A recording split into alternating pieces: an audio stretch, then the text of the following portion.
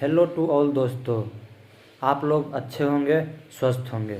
आज हम nursing foundation का बहुत ही इम्पोर्टेंट टॉपिक जो एबीजी एनालिसिस है उसको समझने का कोशिश करेंगे और उसका जितना भी इक्वेशन जो आप लोग metabolic acidosis, metabolic alkalosis, respiratory alkalosis, यह सब जो वर्ड सुनते होंगे वह सब आज हम लोग पूरा समझने का कोशिश करेंगे। जिसमें कि सबसे पहला आ जाता है एबीजी एनालिसिस होता क्या है।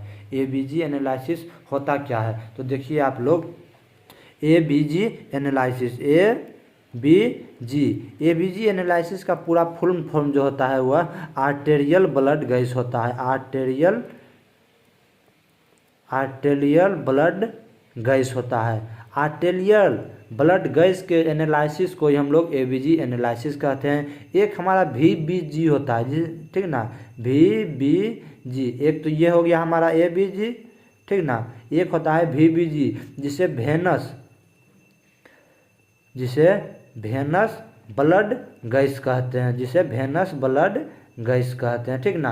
तो ये जब हम लोग वेन से जब ब्लड को लेते हैं तो उसे वेनस ब्लड गैस कहते हैं, और जब आर्टरी से ब्लड को लेते हैं तो उसे आर्टेरियल ब्लड गैस कहते हैं। जैसा कि हम लोग ब्लड जब हम लोग रिसीव करते हैं, ज़्यादातर नॉर्मली हम लोग वेन से ही रिसीव करते हैं, चाहे वो पेरिफेरल हैंड से हो या फिर पैड से हो या फिर कैनुला के द्वारा लेते हैं तो पेरिफेरल वेन से लेते हैं। वह जो होता है वेन से रहते हैं, वह वेनस ब्लड गैस उसमें प्रेजेंट रहता है। और आर्टेरियल ब्लड गैस जो हम लोग आर्टरी से लेते हैं, जैसे कि radial artery, brachial artery, femoral artery, carotid artery, जब यह सब साइट पर से जब हम ब्लड लेते हैं तो उसे आर्टेरियल ब्लड गैस कहते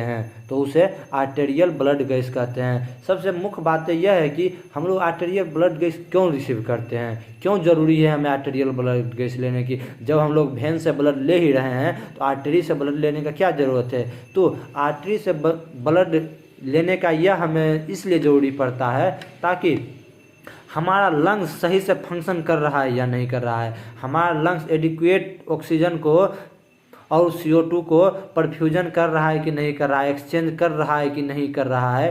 क्योंकि हमारा जो आर्टेरियल ब्लड गैस होता है, आर्टरी में जो ब्लड होता है वह ऑक्सीजनेटेड ब्लड होता है, वह उसमें जो हमारा टॉक्सिक प्रोडक्ट होता है वह कम प्रेजेंट रहता है। इसलिए हम लोग आर्टरी में ब्लड को चेक करते हैं, जिससे कि लंग्स के परफ्यूजन, लंग्स के एडिक्वेटली फंक्शन को हम पता कर सकें। एक तो पहला फंक्शन ये हो गया, लंग्स के एडिक्वेट फंक्शन को पता करना है हमें, जिससे कि ऑक्सीजन सेचुरेशन के बारे में पता चलेगा, CO2 का कितना रेंज है वो हमें पता चलेगा। और दूसरा हम लोग इसमें पीएच को निकालने के लिए पता करते हैं हमारा ब्लड का एसिडिक कितना प्रेजेंट है। वह हम लोग वीबीजी में भी निकाल सकते हैं। वेनस ब्लड गैस जो है उसमें भी हमारा पीएच का जो वैल्यू रहता है वह नॉर्मल ही रहता है, ठीक ना। लेकिन आर्टरी में जो हमारा ऑक्सीजन का जो सेचुरेशन रहता है वह कम और बेसी देखने को मिलता है अगर आर्टरी से और वेन में देखते हैं तो। अगर आर्टरी और वेन में देखते हैं तो दोनों में अंतर देखने को मिलता है।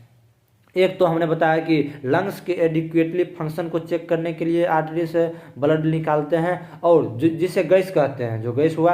और दूसरा इलेक्ट्रोलाइट को चेक करने के लिए हमारे बॉडी में कितना मात्रा में इलेक्ट्रोलाइट है, कम है, बेसी है, इम्बैलेंस है, उसे चेक करने के लिए आर्टरी के ब्लड को चेक करते हैं, ताकि उसमें हमें सोडियम, पोटेशियम, मैग्नीशियम, कैल्शियम, यह सब सारा इलेक्ट्रोलाइट के बारे में हमें पता चल सके, उसके बारे में हमें पता चल सके। तो सबसे पहले हमने बताया कि लंग्स के एडिक्वेट फंक्शन परफ्यूजन के लिए चेक करते हैं और दूसरा इलेक्ट्रोलाइट के लिए चेक करते हैं। तो आर्टेरियल ब्लड गैस में हम लोग सबसे पहले O2 और CO2 को चेक करेंगे, ठीक ना। O2 और CO2 को चेक करेंगे, ठीक ना। एक देखिए यहाँ पे आप लोगों को लिखा हुआ है पीएच। हमारा ब्लड का जो नॉर्मल पीएच रहता है 7.35 to 7.45 रहता है।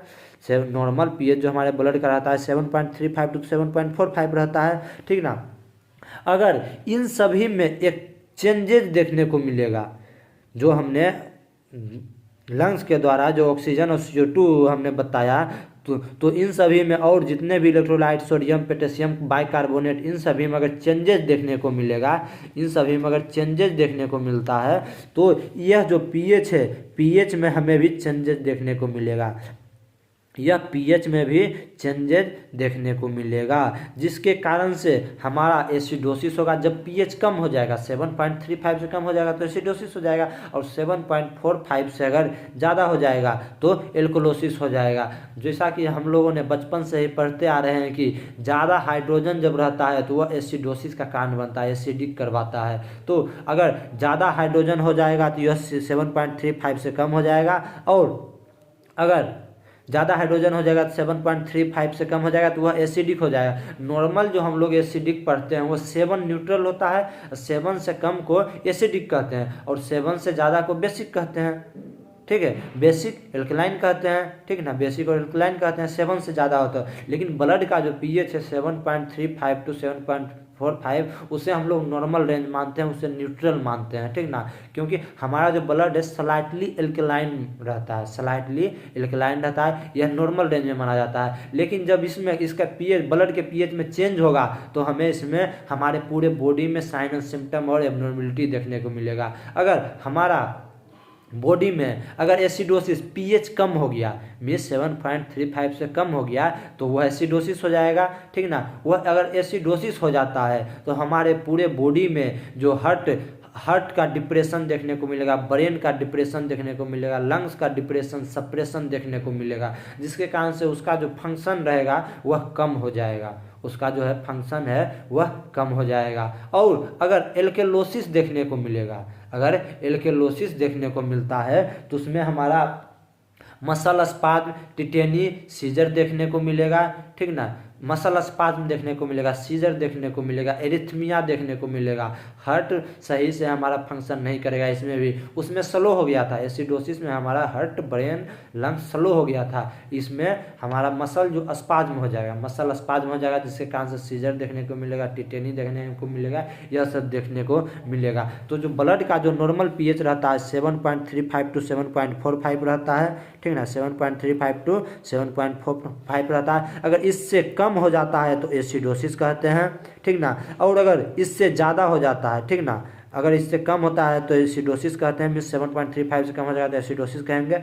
और अगर इससे हमारा पीएच ज़्यादा हो जाता है 7.35 7.45 से अगर ज़्यादा हो जाता है तो उसे एल्केलोसिस कहते हैं, एल्केलाइन हो जाएगा। मीन्स अगर एसिडोसिस भी होता है तो हमारे बॉडी में बहुत ही इम्प्रॉपर फंक्शन हो जाएगा, इम्प्रॉपर साइन एंड सिम्टम देखने को मिलेगा, एबनॉर्मल साइन एंड सिम्टम देखने को मिलेगा, और एल्कोलोसिस भी हो जाए, एसिडोसिस हो या एल्कोलोसिस, दोनों में हमें इम्प्रॉपर साइन एंड सिम्टम देखने को मिलेगा।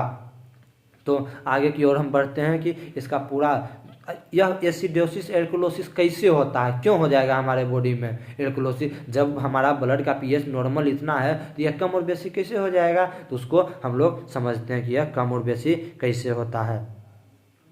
सबसे पहले इसका नॉर्मल रेंज हम लोग देख लेते हैं, ठीक ना।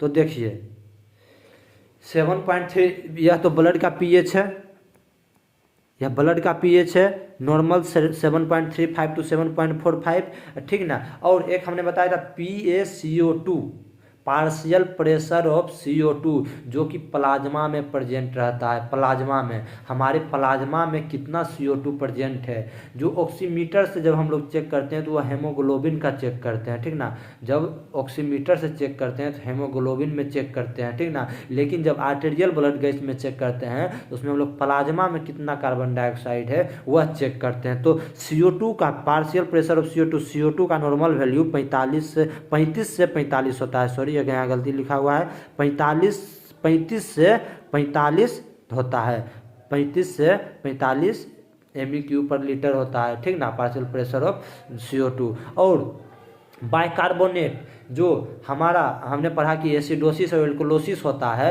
वह इसी दो कारण के होता है। जो हमारा बाइकार्बोनेट होता है HCO3 सोडा बाइकार्बोनेट, और कैल्शियम कार्बाइन बाइकार्बोनेट, जो हमारा ये सब होता है। बाइकार्बोनेट जो HCO3 होता है, ये इसका नॉर्मल रेंज 22 से 26 या फिर 22 से 27 होता है। इसका नॉर्मल रेंज 22 से 26 या फिर 22 से 27 होता है। कि जैसा कि आप लोग देख रहे हैं, इसका जो नॉर्मल रेंज होता है पीएच 7.35 टू 7.45 हो गया, CO2 का वैल्यू 35 से 45 हो गया, एवरेज 40 हम लोग मानते हैं, और एवरेज इसका 40 मानते हैं। Partial pressure of oxygen, oxygen कितना प्रेजेंट रहता है प्लाज्मा में, तो 80 to 100 नॉर्मल मानते हैं हम लोग, 80 to 100 नॉर्मल मानते हैं। SCO3 बाइकार्बोनेट, SCO3 बाइकार्बोनेट हमारा 22 से 27 प्रेजेंट रहता है।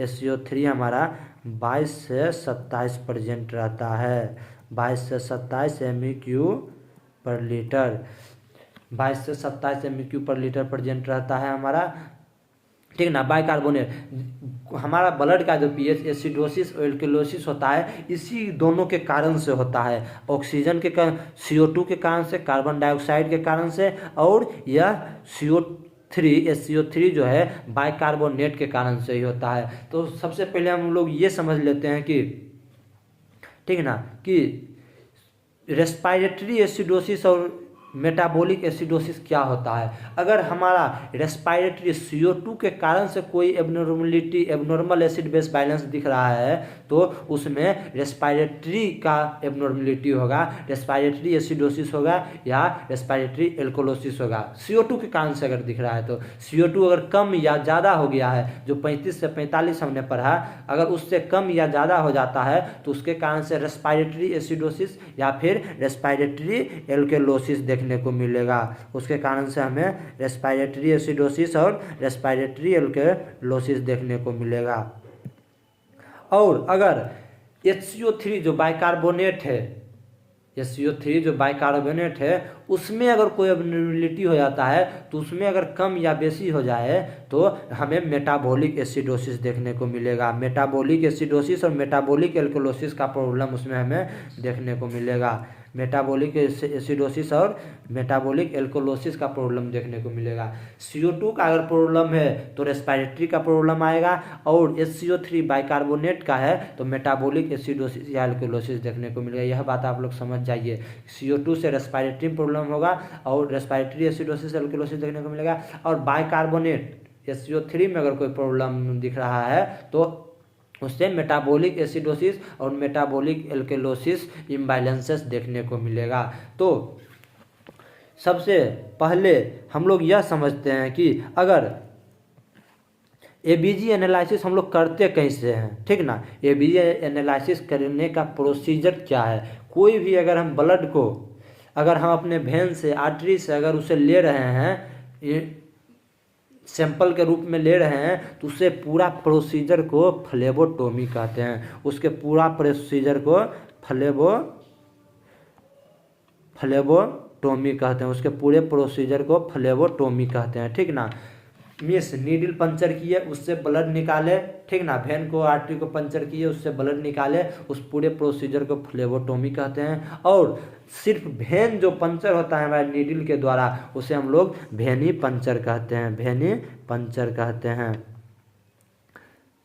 जो पूरे प्रोसीजर को फ्लेबोटोमी कहते हैं, ब्लड सैंपल के लेने के तरीकों को फ्लेबोटोमी कहते हैं। और वेन से को रप्चर करने का, पंचर करने का प्रोसीजर जो नीडल के द्वारा था उसे वेनी पंचर कहते हैं। तो ABG एनालिसिस हम लोग आर्टरी के द्वारा लेते हैं। तो देखिए, arterial blood gas analysis, arterial blood gas का एनालिसिस हमको करना है तो ABG का फुल फॉर्म हो गया आर्टेरियल ब्लड गैस, जो कि ऑक्सीजनेटेड ब्लड होता है, जो कि ऑक्सीजनेटेड ब्लड रहता है, जो कि ब्राइट रेड कलर में रहता है। और वेन का ब्लड हमारा डार्क रेड कलर में रहता है। वेन का ब्लड जो है हमारा वह डार्क रेड कलर में रहता है, ठीक ना, डार्क रेड कलर में रहता है। और आर्टरी का ब्लड जो है हमारा ऑक्सीजनेटेड जो रहता है वह ब्राइट रेड कलर में रहता है। आर्टेरियल ब्लड गैस का जो एनालिसिस हम लोग करते हैं, आर्टेरियल ब्लड गैस का जो एनालिसिस करते हैं तो उस पूरे प्रोसीजर को ABG एनालिसिस कहते हैं,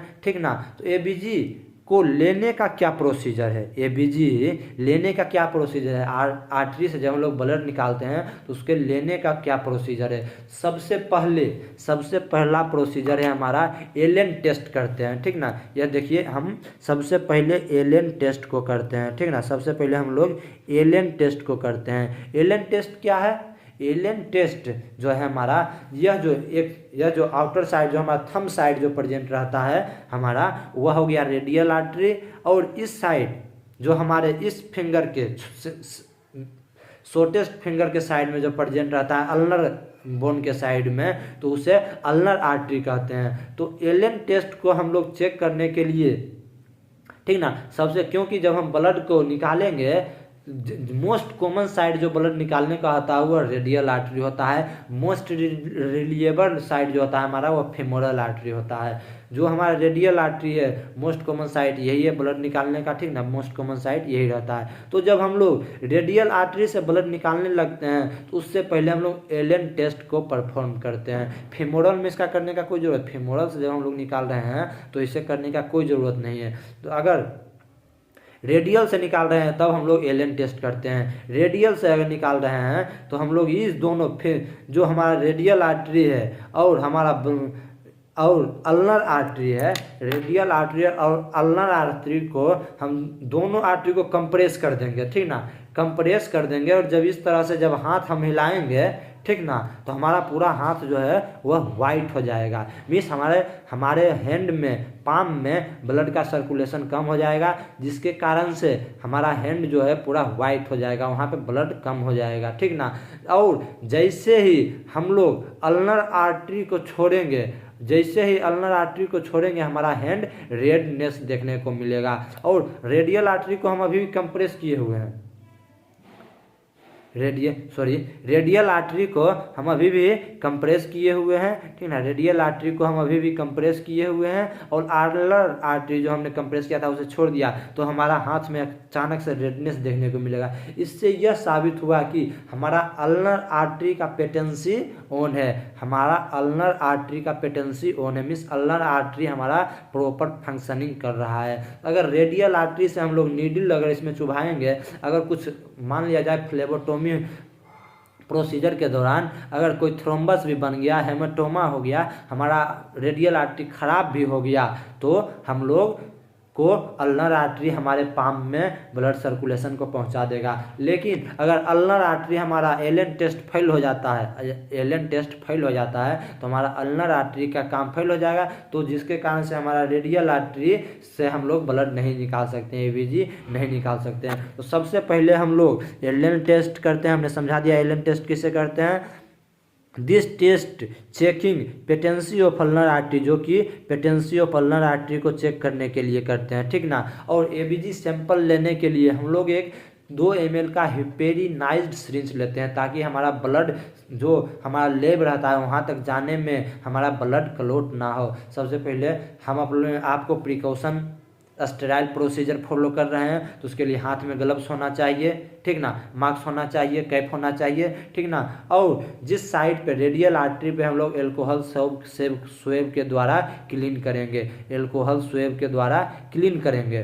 तो एलन टेस्ट सबसे पहले हम लोगों ने परफॉर्म किया, उसके बाद हमने स्टेराइल प्रोसीजर प्रिकॉशन को फॉलो किया, मास्क ग्लव्स एल्कोहल स्वेब से क्लीन किया उस साइड को, ठीक ना। उसके बाद हम लोग हेपेरिनाइज्ड सिरिंज को लेना है, मीन्स 2 ml या 1 ml सिरिंज को, हेपेरिनाइज्ड सिरिंज को लेना है, 2 ml या 1 ml के हेपेरिनाइज्ड सिरिंज को लेना है, क्योंकि हेपेरिन जो रहता है हमारा एंटीकोगुलेंट है, मीन्स वह हमारे ब्लड को जमने नहीं देता है। तो एबीजी सैंपल के लिए एक ही 2 ml का सिरिंज क्यों लेते हैं, इसलिए लेते हैं कि क्योंकि एक तो इसका नीडल छोटा रहता है, नीडल का गौज जो रहता है वो छोटा रहता है। 5 ml का नीडल और 1 ml का नीडल का गौज एक ही समान रहता है, लेकिन 5 ml के सिरिंज में आप लोग देखते होंगे जो प्लंजर और बैरल को जब खींचते होंगे प्लंजर को, तो उसमें थोड़ा सा रुकावट, ऑब्स्ट्रक्शन देखने को मिलता है, थोड़ा सा रुकावट और ऑब्स्ट्रक्शन देखने को मिलता है। इसलिए हम लोग 1 से 2 ml का जो सिरिंज रहता है वह पूरा फ्रीली रहता है, ठीक ना। वह जब हम लोग बैग खींचते हैं तो पूरा फ्रीली रहता है, इसलिए हम लोग 1 या 2 ml के सिरिंज को यूज करते हैं, 1 या 2 ml के सिरिंज को यूज करते हैं। और एबीजी एनालिसिस के लिए हमको ज़्यादा ब्लड का जरूरी पड़ता भी नहीं है, मात्र 0.5 ml, मात्र 0.5 ml ब्लड का जरूरत पड़ता है। तो इसलिए 1 ml का सिरिंज लेते हैं ताकि हमें पता भी चल जाए कि हम कितना ब्लड निकाल रहे हैं, ज़्यादा नहीं ब्लड आ जाए, ज़्यादा ब्लड नहीं आ जाए, ज़्यादा ब्लड लॉस ना हो उस पेशेंट का। इसलिए प्रिवेंट करने के लिए हम लोग छोटा सिरिंज का यूज़ करते हैं, छोटा सिरिंज का यूज़ करते हैं। तो समझ लिए, सबसे पहले हम लोग अल्नर आर्टरी को पेटेंसी चेक करेंगे एलन टेस्ट के द्वारा, उसके बाद स्टेराइल प्रिकॉशन को फॉलो करेंगे, उसके बाद सिरिंज लेंगे, हेपेरिनाइज सिरिंज लेंगे, 1 और 2 ml का लेंगे, ठीक है ना, सब कुछ हो गया। अब हम लोग तीन फिंगर से हम अपने उस पेशेंट के रेडियल आर्टरी या कोई भी आर्टरी को फिल करेंगे। तीन फिंगर से रेडियल आर्टरी को फिल करेंगे, और यह जो हमारा मिडिल फिंगर जो होगा वह एग्जैक्ट जो हमारा जहाँ पे फिल होता है उसके बीच में हमारा, इसके नीचे में हमारा आर्टरी रहना चाहिए, इसके नीचे में आर्टरी रहना चाहिए। और जब ब्लड निकालने के टाइम में जब नीडल हम लोग कैप निकाल लेंगे, उसके बाद जब हम लोग पंचर करने के समय में, भेनी पंचर करने के समय में, ठीक ना, इस फिंगर को हम ऊपर कर लेंगे, ठीक ना, और बीच में हम लोग फिल करेंगे कि इस फिंगर से फिल करेंगे कि फिल हो रहा है या नहीं। फिर एग्जैक्ट ये दोनों जो फिंगर है हमारा, इसके बीच में 45 डिग्री पे या 90 डिग्री पे, जो आपको सहूलियत हो, जो आप लोग करते हैं, 45 या 90 डिग्री पे डायरेक्ट नीडल को इंसर्ट कर देंगे।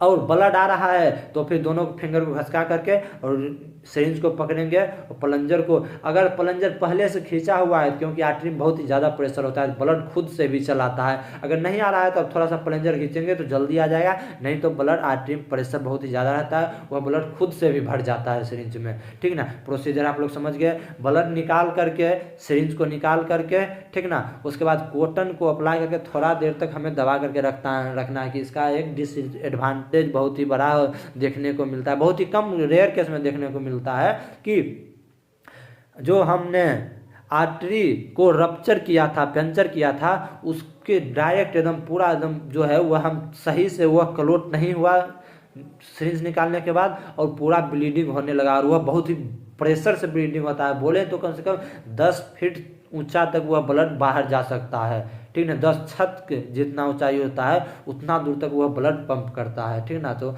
इसलिए यह एक कॉम्प्लिकेशन देखने को मिलता है। तो आज एबीजी करने का प्रोसीजर को समझ गए हैं। नॉर्मल वैल्यू हम लोगों ने समझ लिया है, पीएच 7.35 टू 7.45 होता है, जो स्लाइटली अल्कलाइन होता है। PCO2 का वैल्यू 35 से 45 होता है।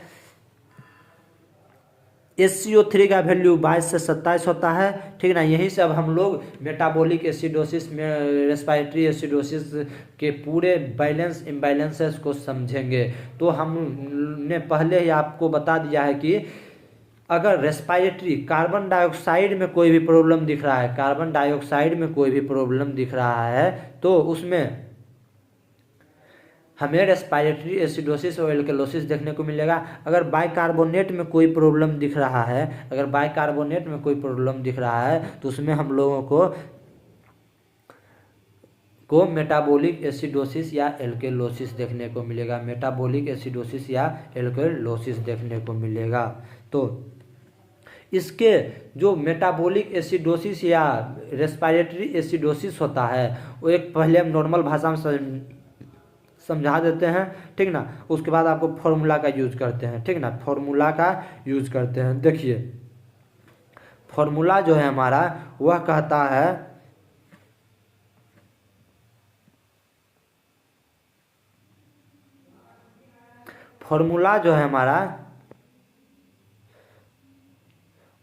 है respiratory acidosis, metabolic acidosis, alkalosis को निकालने के लिए एक फॉर्मूला हम लोग यूज करते हैं। हमने बता दिया कि पीएच में जब एब्नॉर्मलिटी होगा तो हमारे बॉडी में एब्नॉर्मलिटी देखने को मिलेगा। तो इसे ट्रीट करने के लिए हम लोगों को पता तो होना चाहिए कि यह एसिडोसिस है या एल्कलोसिस है। तो इसे निकालने के लिए हम लोग रोम के नियम को फॉलो करते हैं, ROME का नियम को फॉलो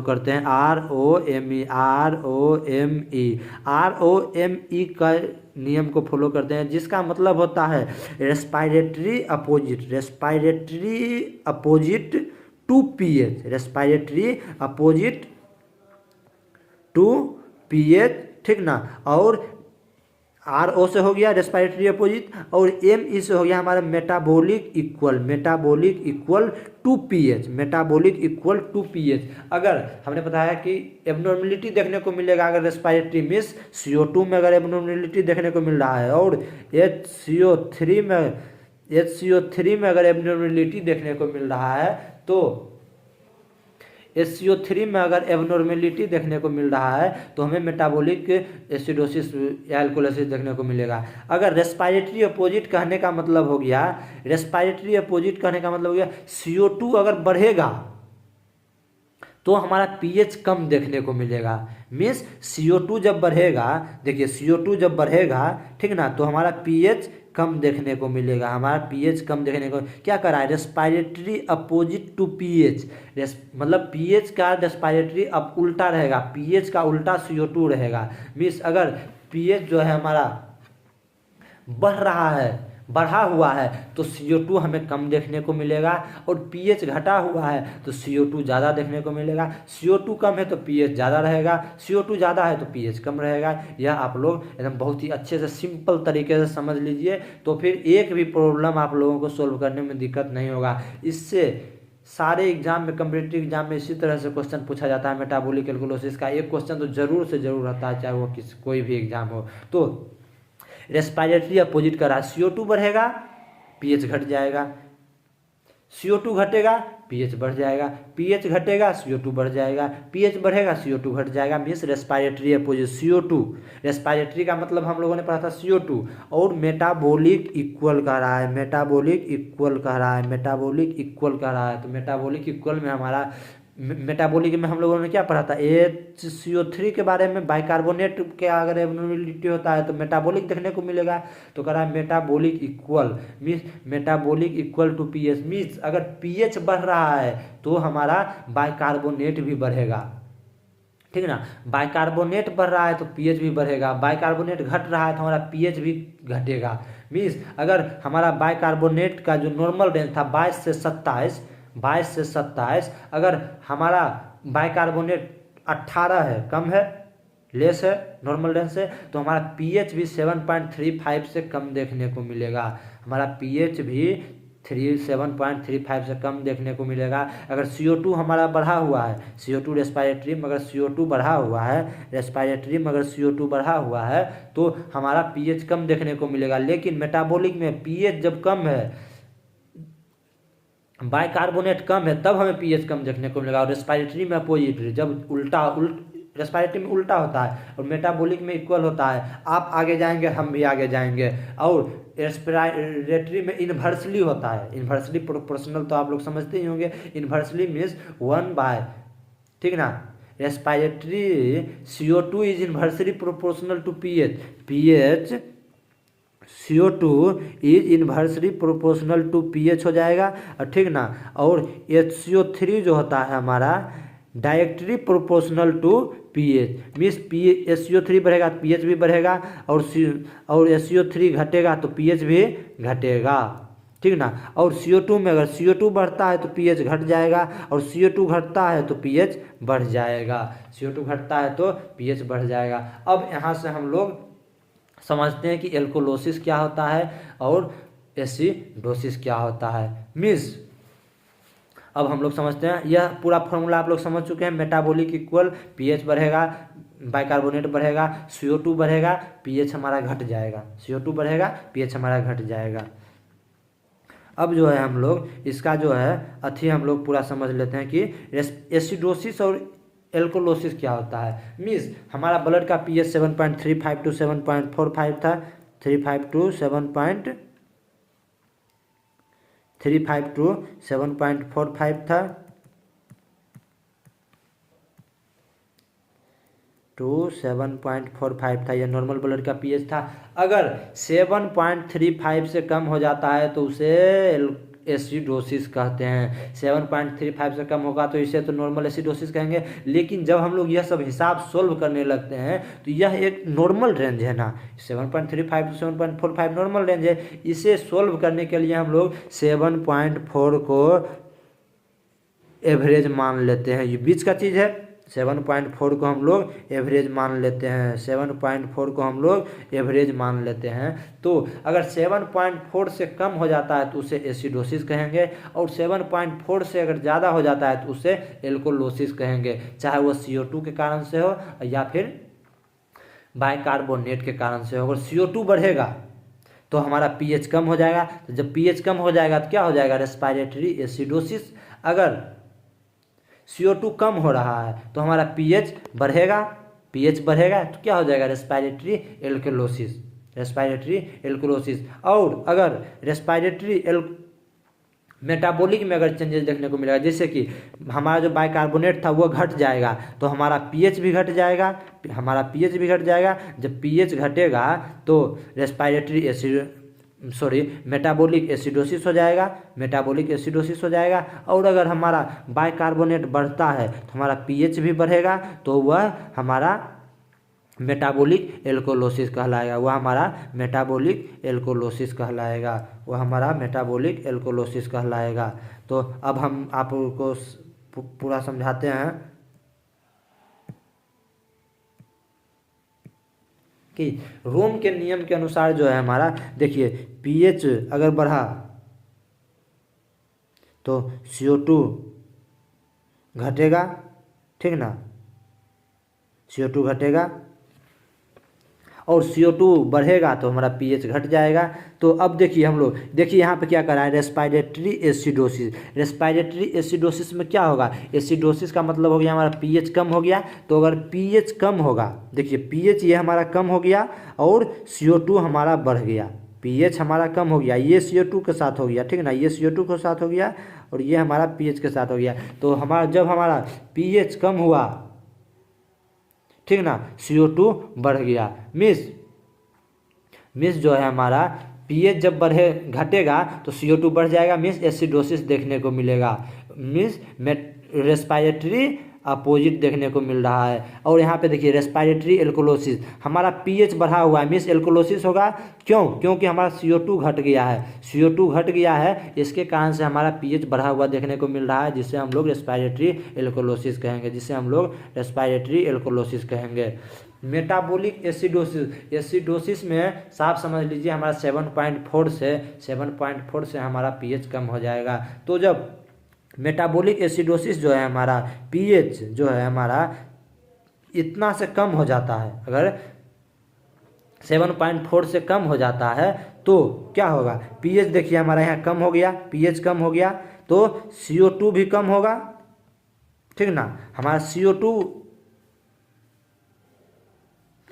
यहाँ HCO3 होगा, गलत लिखा हुआ है, HCO3 होगा, ठीक ना, HCO हम फिर से लिख देते हैं, 1 मिनट आप लोग वेट कर लीजिए, वही तो हमको भी लगा, यहाँ पे हमारा HCO3 होगा। देखिए यहाँ पे अगर pH कम हो रहा है तो हमारा HCO3 भी कम हो जाएगा, pH कम हो रहा है तो HCO3 भी हमारा कम देखने को मिलेगा। मेटाबॉलिक एसिडोसिस में हमने पढ़ा था मेटाबॉलिक इक्वल मीन्स pH घटेगा तो हमारा HCO3 भी घटेगा। और मेटाबॉलिक एल्कोलोसिस में अगर pH बढ़ता है तो हमारा बाइकार्बोनेट HCO3 भी बढ़ेगा, बाइकार्बोनेट हमारा HCO3 भी बढ़ेगा, पीएच बढ़ेगा तो HCO3 भी बढ़ेगा। यह नॉर्मल आप लोगों ने समझ लिया कि रेस्पिरेटरी एसिडोसिस क्या होता है, रेस्पिरेटरी एल्कोलोसिस क्या होता है। रेस्पिरेटरी एसिडोसिस में हमारा पीएच कम होता है, एसिडोसिस का मतलब हो गया 7.35 से कम हो जाना, तो पीएच घटेगा तो एसिडोसिस होगा, तो एसिडोसिस होगा। वह क्यों हुआ, क्योंकि CO2 हमारा ज़्यादा हो गया, जब CO2 ज़्यादा हो गया तो पीएच घटा, जिसे हम लोग रेस्पिरेटरी एसिडोसिस बोला। और जब पीएच जो हमारा रेस्पिरेटरी एल्कोलोसिस मीन्स हमारा पीएच बढ़ा हुआ देखने को मिल रहा है, पीएच बढ़ा हुआ 7.45 से ज़्यादा है। ऐसा क्यों हुआ, क्योंकि CO2 हमारा कम है, CO2 कम होने के कारण हमारा पीएच बढ़ा हुआ देखने को मिल रहा है, तो उसे रेस्पिरेटरी एल्कोलोसिस कहेंगे, उसे रेस्पिरेटरी एल्कोलोसिस कहेंगे। मेटाबॉलिक एसिडोसिस मीन्स पीएच हमारा, एसिडोसिस मीन्स हमारा पीएच कम हो जाएगा। पीएच क्यों कम हुआ, क्योंकि हमारा बाइकार्बोनेट कम हो गया, बाइकार्बोनेट हमारा कम हो गया और पीएच भी हमारा दोनों कम हो गया। और मेटाबॉलिक एल्कोलोसिस मीन्स हो गया कि हमारा पीएच ज़्यादा हो जाएगा, एल्कोलोसिस में हमारा पीएच ज़्यादा हो जाता है, ठीक ना। तो पीएच बाइकार्बोनेट बढ़ा तो हमारा पीएच भी बढ़ गया, बाइकार्बोनेट बढ़ा तो हमारा पीएच भी बढ़ गया, बाइकार्बोनेट बढ़ा तो हमारा पीएच भी बढ़ गया। तो इसी तरह से पूरे हम लोग अब आगे हम इसके पूरा इक्वेशन को, पूरा क्वेश्चन को बनाएंगे, ठीक ना। तो फिर हम लोग समझेंगे कि क्या होता है। देखिए हम अपने नोट्स में आपको दिखा देते हैं क्या हम लिखे हुए हैं। ROME helpful tool for interpreting ABG. ABG analysis को, एसिडोसिस एल्कोलोसिस को एनालिसिस करने के लिए हम लोग रोम के नियम को फॉलो करते हैं। रोम के नियम को फॉलो करते हैं। रोम के नियम को फॉलो करते हैं, जिसका means respiratory opposite to pH and metabolic equal to pH. यह तो हम आपको बहुत ही अच्छे से समझा दिए हैं। और यह निकालने के लिए आप लोगों को एक बात समझा दें कि दोनों में कोई एक उल्टा रहेगा। दोनों में कोई एक पूरा इक्वेशन हम बताने के लिए दोनों में कोई एक उल्टा रहेगा। दोनों रिलेशन एक साथ नहीं हो सकता है। दोनों रिलेशन एक साथ नहीं हो सकता है, तभी हम एबनॉर्मेलिटी का पता लगा पाएंगे। जब दोनों रिलेशन एक साथ रहेगा तब तो यह नॉर्मल रेंज है। अगर रेस्पिरेटरी अपोजिट है, ठीक ना, तो एसिडोसिस एल्कोलोसिस देखने को मिलेगा। और हमारा मेटाबॉलिक भी कम है, मेटाबॉलिक अगर कम है तो भी एसिडोसिस देखने को मिलेगा। तो ऐसा तो होगा नहीं, ऐसा तो होगा नहीं, ऐसा तो हमें देखने को मिलेगा नहीं, ठीक ना। इसलिए दोनों में कोई एक उल्टा रहेगा, ठीक ना, और एक सीधा रहेगा। जैसे कि सबसे पहला इक्वेशन जो है हम लोग वह पढ़ते हैं। कह रहा है पीएच हमारा 7.45 है। पीएच हमारा 7.45 है। नॉर्मल रेंज हमने पीएच को लेने के लिए बताया था 7.4 नॉर्मल रेंज लेने के लिए कहा था। मीन्स यह क्या है, यह ज़्यादा है, ज़्यादा है मीन्स एल्कोलोसिस होगा। सबसे पहले यह बात जान लीजिए, अगर 7.4 से ज़्यादा है तो एल्कोलोसिस होगा। सबसे पहले हम लोग एल्कोलोसिस लिख लेते हैं। उसके बाद हम लोग एसिडोसिस है या एसिडोसिस है, एल्कोलोसिस हो गया, रेस्पिरेटरी है या मेटाबॉलिक है। अब हम लोग तय करेंगे CO2 को देख करके और SCO3 को देख करके और SCO3 को देख करके, ठीक ना। तो एल्कोलोसिस को देखेंगे तो इसमें SCO3 को चेक करेंगे और CO2 को चेक करेंगे, ठीक ना। तो PO2 जो है हमारा यह दिया हुआ है, सिर्फ इस यह हमें डाइवर्ट करने के लिए दिया हुआ है। तो PO2 हम सिर्फ डाइवर्ट करने के लिए दिया हुआ है। CO2 को हम लोग समझेंगे। CO2 जो हमारा 43 है। नॉर्मल रेंज जो हमने पढ़ा कि 35 to 45 होता है, तो नॉर्मल रेंज 43 है। तो ये 43 तो नॉर्मल रेंज में ही है, तो यह तो नॉर्मल है, तो यह तो नॉर्मल है, तो इसका कोई इशू नहीं है।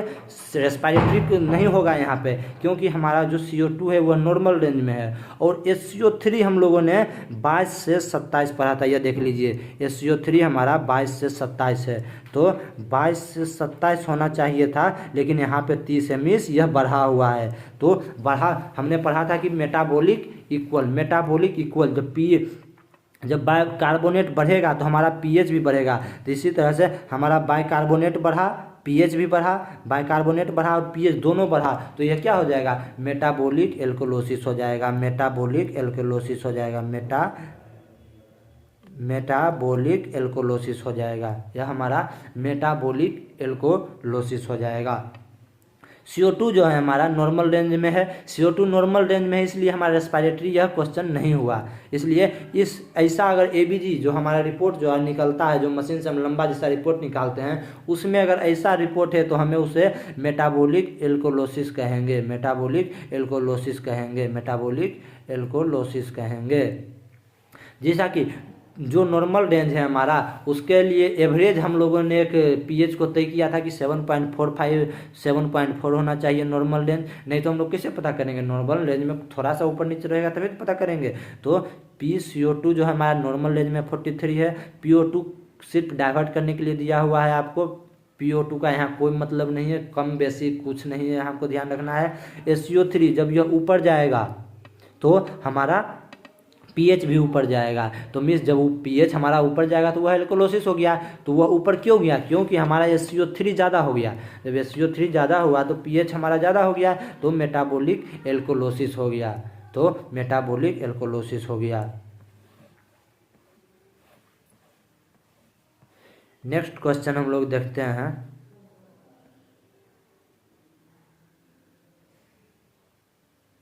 नेक्स्ट क्वेश्चन जो है हमारा वह देखिए, कह रहा है पीएच 7.10 है। मीन्स 7.4 से कम है। 7.4 से कम है मीन्स यह कम हो गया। मीन्स क्या होगा, एसिडोसिस होगा, ठीक ना। यह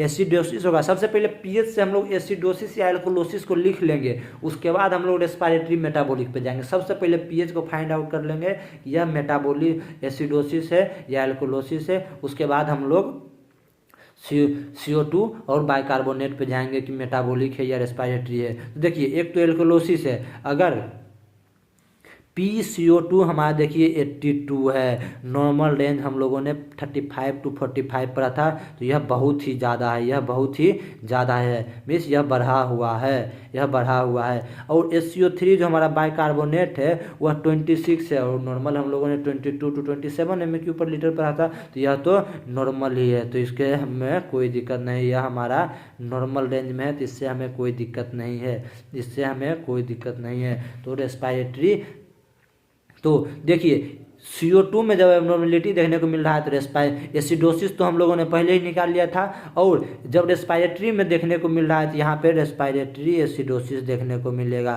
रेस्पिरेटरी एसिडोसिस देखने को मिलेगा, और इसमें हम लोगों ने रेस्पिरेटरी एसिडोसिस देखने को मिलेगा, ठीक ना।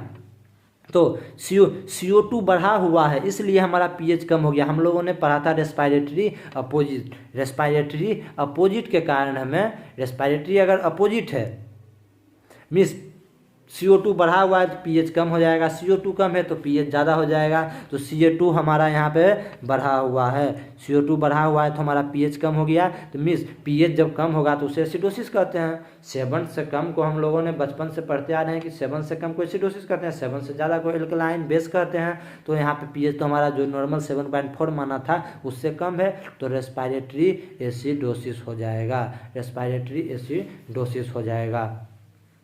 SCO3 26, बाइकार्बोनेट जो है हमारा वह 26 है, तो यह तो नॉर्मल रेंज में है। तो CO2 बढ़ा, रेस्पिरेटरी अपोजिट में CO2 बढ़ा तो पीएच हमारा कम हो गया, रेस्पिरेटरी एसिडोसिस हो गया, रेस्पिरेटरी एसिडोसिस हो गया। नेक्स्ट क्वेश्चन हम लोग देखते हैं, नेक्स्ट क्वेश्चन जो है हमारा वह देखते हैं,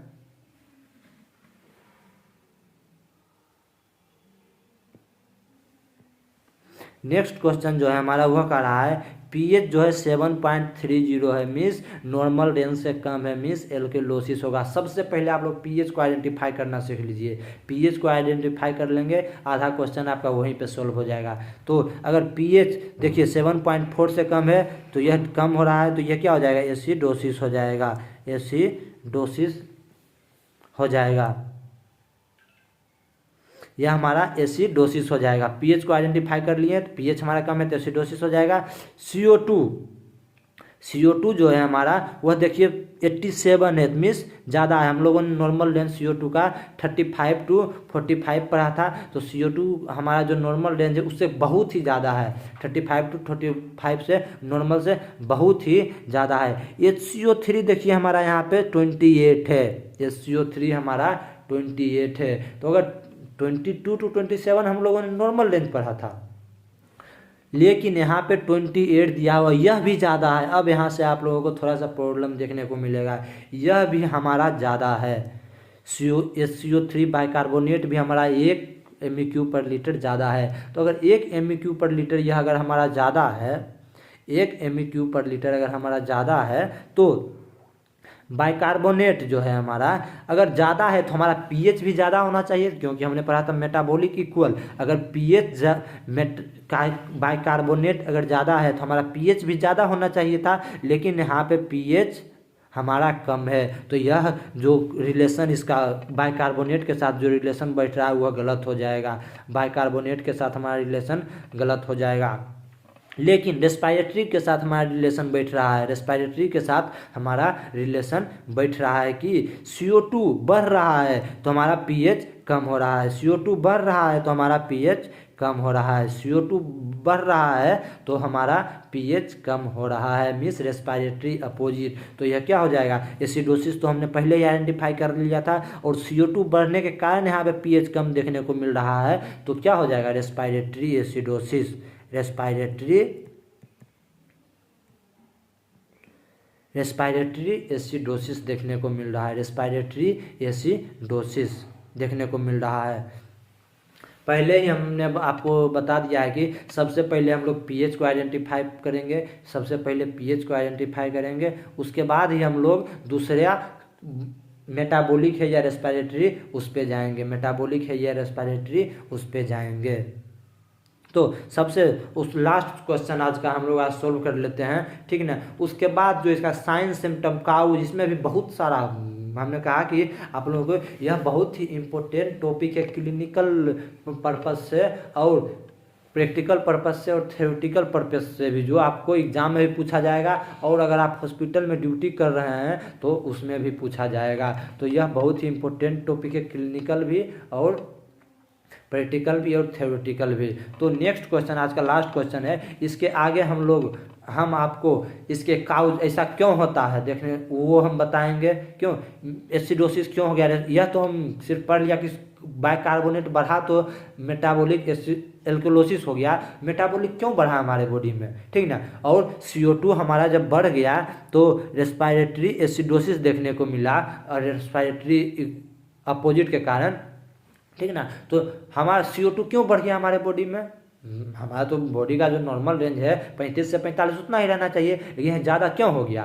तो यह पूरा हम आपको अगले लेक्चर में आपको पूरा हम लोग बताएंगे, ठीक ना, पूरा समझाने का पूरा कोशिश करेंगे। और एक रेस्पिरेटरी एसिडोसिस और मेटाबॉलिक एसिडोसिस का एक और जो पोर्शन हमारा कंपनसेटेड, अनकम्पनसेटेड, पार्शियली कंपनसेटेड का पोर्शन बचा हुआ है, यह सिर्फ आधा हम लोगों ने एसिड बेस इम्बैलेंसेस के इक्वेशन को समझा है अभी तक, ठीक ना। जो रेस्पिरेटरी एसिडोसिस, रेस्पिरेटरी एल्कोलोसिस, यह सब आधा हम लोगों ने समझा। एक लास्ट क्वेश्चन आप लोग सोल्व कीजिए, ठीक ना। एक क्वेश्चन जो है pH 7.38 है, मिस 7.3 हम लोगों ने नॉर्मल रेंज जो पढ़ा था 7.35 टू 7.45, यह नॉर्मल रेंज में ही है, यह जो pH जो है हमारे नॉर्मल रेंज में ही है। लेकिन हमने इसे एक आइडेंटिफाई करने के लिए, एसिडोसिस एल्कोलोसिस को आइडेंटिफाई करने के लिए हम लोगों ने एक एवरेज वैल्यू माना था pH का, वह 7.4 था, 7.4 था एवरेज वैल्यू जो है हमारा, वह 7.4 था। तो उससे यह कम है, मीन्स क्या होगा, अगर कम है तो एसिडोसिस देखने को मिलेगा, कम है तो एसिडोसिस देखने को मिलेगा। और CO2 जो है हमारा 34 है, CO2 हमारा जो है 34 है, मिस यह कम है, यह भी कम है। SCO3 हमारा 20 है, मिस कम है, CO3 भी हमारा कम है, SCO3 बाइकार्बोनेट भी हमारा कम है, 20 है, जो कि 22 टू 27 रहना चाहिए normal range, 22 to 27 normal range रहना चाहिए, लेकिन यहाँ पे बहुत ही कम है। CO2 जब हम लोगों ने 34 देखा तो CO2 भी कम है, लेकिन जब सबसे पहला एसिडोसिस हम लोग समझते हैं, pH जब हमारा कम है तो एसिडोसिस होगा, लेकिन यहाँ पे CO2 कम है। तो हम लोगों ने पढ़ा था कि रेस्पिरेटरी अपोजिट में CO2 कम है तो हमारा pH ज़्यादा हो जाएगा, लेकिन यहाँ पे हमारा pH कम है तो यह रिलेशन गलत हो जाएगा, यह रिलेशन गलत हो जाएगा। pH हमारा कम हो, pH हमारा बढ़ना चाहिए था, लेकिन ये यहाँ पे pH कम है तो यह रिलेशन गलत हो जाएगा। यहाँ पे देखिए SCO3 हमारा 20 है, वह कम हो रहा है, मीन्स हमारा SCO3 के साथ रिलेशन बैठ रहा है, SCO3 के साथ कॉम्बिनेशन बैठ रहा है। अगर SCO3 कम हो रहा है तो हमारा pH भी कम होगा, मीन्स हमने पढ़ा था मेटाबॉलिक इक्वल, SCO3 कम हो रहा है तो हमारा pH भी कम होगा। तो क्या हो जाएगा, मेटाबॉलिक एसिडोसिस, मेटाबॉलिक एसिडोसिस देखने को मिलेगा, मेटाबॉलिक एसिडोसिस देखने को मिलेगा, मेटाबॉलिक एसिडोसिस देखने को मिलेगा, ठीक है। इसी तरह से हम लोग अब देखिए एसिड बेस इम्बैलेंस का जो रेस्पिरेटरी एसिडोसिस का, रेस्पिरेटरी का एसिडोसिस होता है, एल्कोलोसिस होता है, मेटाबॉलिक का एसिडोसिस होता है, एल्कोलोसिस होता है, उसके कारण को समझेंगे। अगले लेक्चर में हम लोग यह बताएंगे, उसके कारण को समझेंगे, रेस्पिरेटरी एसिडोसिस क्यों होता है, ठीक ना। अस्थमा में, ब्रोंकाइटिस, मेटिलेक्टेसिस में इसका पूरा कारण को हम लोग अगले लेक्चर में समझेंगे कि ऐसा क्यों होता है, ऐसा क्यों होता है। तो अगले लेक्चर में हम लोग यह समझेंगे, ठीक ना। तो इसी तरह से आप लोग अपने दोस्तों के साथ अगर पूरा मेटाबॉलिक एसिडोसिस, एक इक्वेशन हम आप लोगों को दे देते हैं होमवर्क के रूप में, आप लोग इसे हमें कमेंट करके आंसर बताइएगा यह कौन सा एसिड बेस इम्बैलेंस है। देखिए pH आप लोग लिख लीजिए 7.54,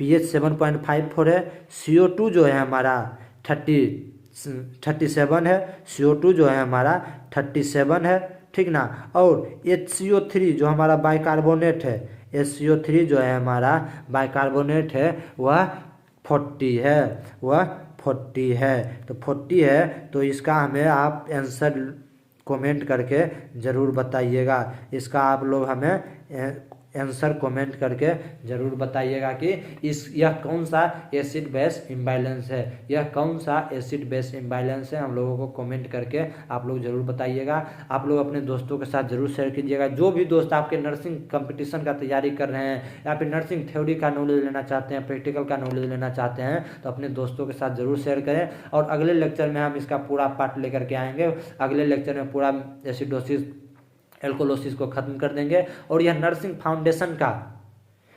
फाउंडेशन का जो सीरीज चला रहे हैं हम लोग, उसमें पूरा नर्सिंग फाउंडेशन का थ्योरी प्रैक्टिकल आप लोगों को बताएंगे। तो आप लोग ज़रूर शेयर करें, कमेंट करें, ठीक ना, लाइक करें, अपने दोस्तों के साथ ज़रूर शेयर करें। तो एसिडोसिस एल्कोलोसिस को आप लोग बहुत ही अच्छे से समझ गए होंगे। अगर नहीं समझे होंगे तो आप लोग कमेंट करके ज़रूर बताइएगा। जो भी आपको प्रॉब्लम होगा कमेंट करके ज़रूर बताइएगा। आप लोगों के लिए हम फिर से नया वीडियो बना करके, अगर आप लोगों को नहीं समझ आ रहा है तो फिर से और अच्छी तरह से समझाने का कोशिश, ऐसे हमने अपना पूरा कोशिश किया आप लोगों को पूरी तरह से समझाने का। और अगर नहीं समझ में आ रहा है तो आप लोग कहाँ पे प्रॉब्लम आ रहा है आप लोगों को वह बताइएगा, हम पूरा समझाने का कोशिश करेंगे। बहुत बहुत धन्यवाद आप लोगों का। Like share and subscribe.